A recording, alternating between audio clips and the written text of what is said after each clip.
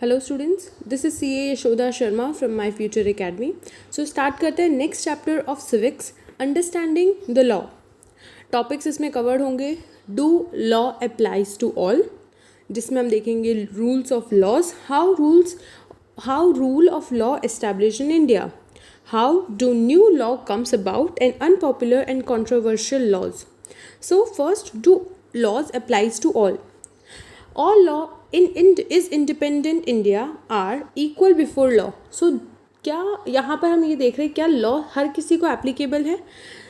India में जो भी लॉज बने गए हैं वो सारे पर्सनस को एप्लीकेबल है।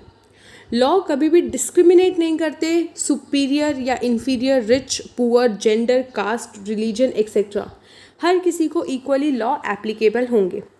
एनी क्राइम और violation of law has specific punishment. अगर किसी ने कोई क्राइम किया है, भले ही अब अगर वो गवर्नमेंट ने किया हो या एक नॉर्मल पर्सन ने किया हो, उसके लिए जो स्पेसिफिक पनिशमेंट है वो हर किसी को लगेगी। So, any crime or violation of law has a specific punishment as well as a process through which the guilt of a person has to be established. So, हर किसी के लिए इक्वल पनिशमेंट है और वो जो प्रोसेस है, पूरा crime जो किया है उसके बाद का जो प्रोसेस है वो हर गिल्टी के लिए सेम ही एप्लीकेबल होगा। What are the rules of law? Rule of law means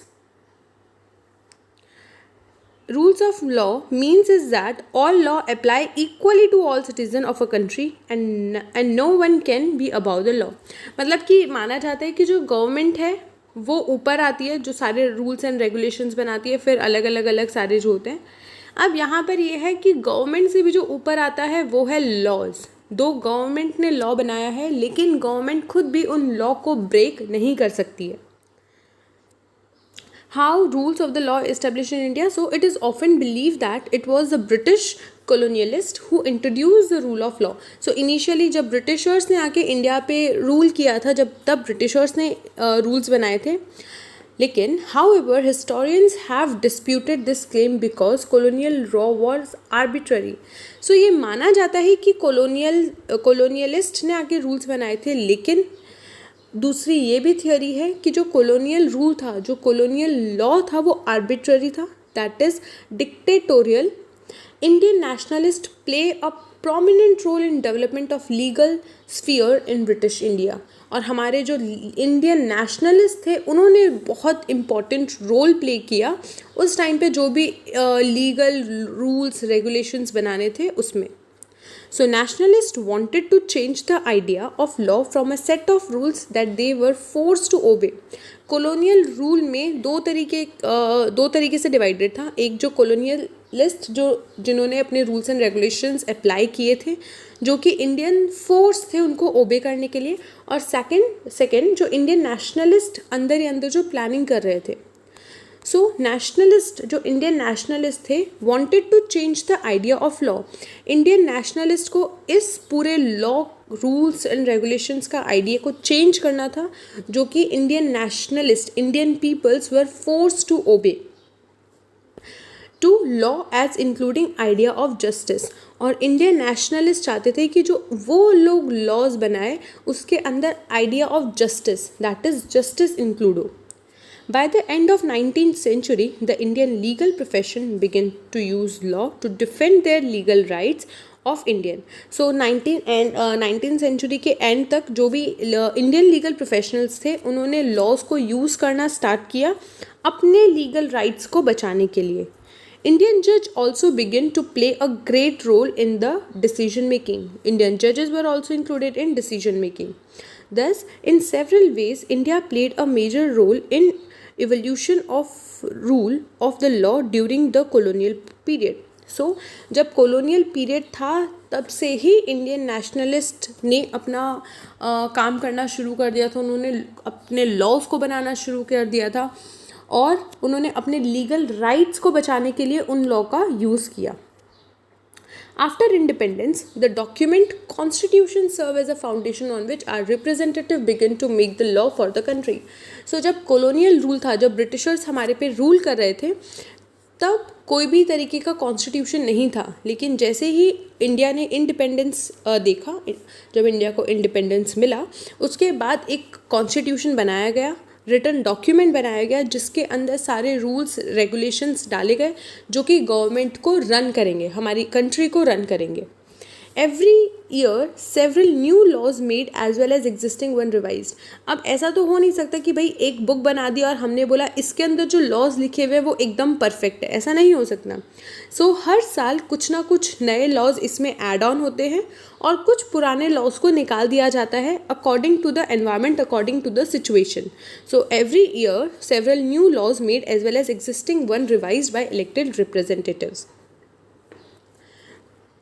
अब हमारा क्वेश्चन आता है कि how new law come about. New law किस तरीके से आते हैं. So the parliament has an important role in making the law. जैसा हमने प्रीवियस चैप्टर में देखा, पार्लियामेंट के 3 ऑर्गन्स होते हैं, लेजिस्लेटिव, एग्जीक्यूटिव एंड जुडिशरी, जिसमें लेजिस्लेटिव का काम होता है लॉज को बनाना. सो एक तरीके से हम बोल सकते हैं कि पार्लियामेंट का बहुत इंपॉर्टेंट रोल होता है in making the law. There are many ways through which this take place. Often different group in society that raise the need for a particular law. As the parliament is sensitive to the people problem, so the process adopted for this issue to become the law. So यहाँ पे बहुत अलग अलग तरीक़ों से laws को बनाया जाता है, अलग अलग ग्रुप्स में डिवाइड किया जाता है पॉपुलेशन को. और पार्लियामेंट लोगों की प्रॉब्लम के साथ बहुत सेंसिटिव है, मतलब कि जो लोग प्रॉब्लम फेस कर रहे हैं उसके अकॉर्डिंगली कॉन्स्टिट्यूशन में नए लॉज बनाए जाते हैं. From establishing the need for a new law to its being passed, at every stage of the process, the voice of the citizen through the various mediums such as TV, newspaper, etc. is crucial important.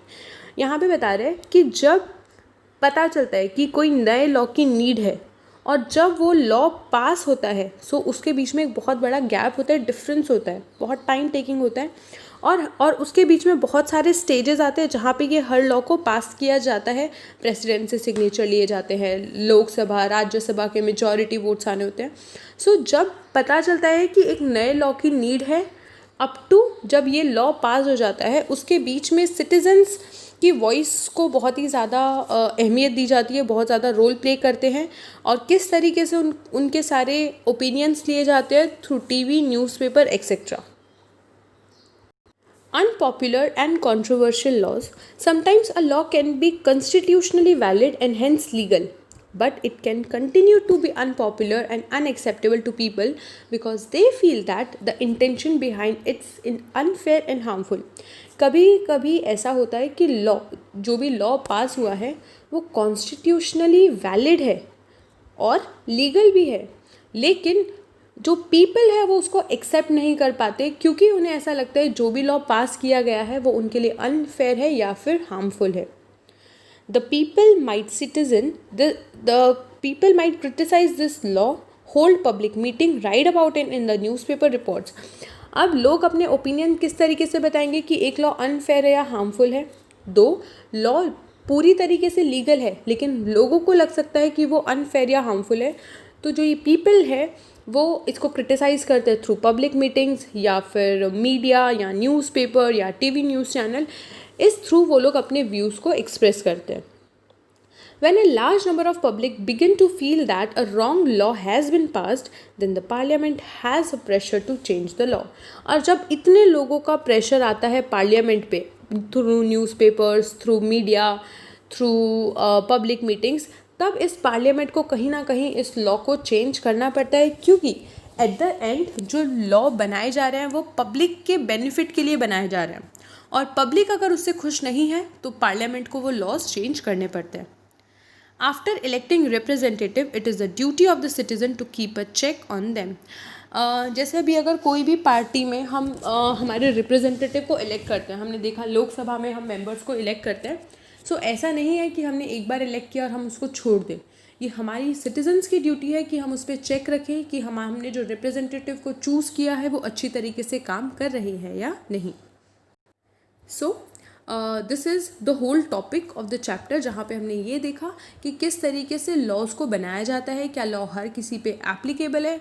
Sometimes parliament कुछ ऐसे laws बना देती है जो कि public को ऐसा लगता है कि वो उनके फेवर में नहीं है या उनके लिए हार्मफुल हो सकते हैं. सो ऐसी सिचुएशन में गवर्नमेंट को वो लॉज चेंज करने पड़ सकते हैं.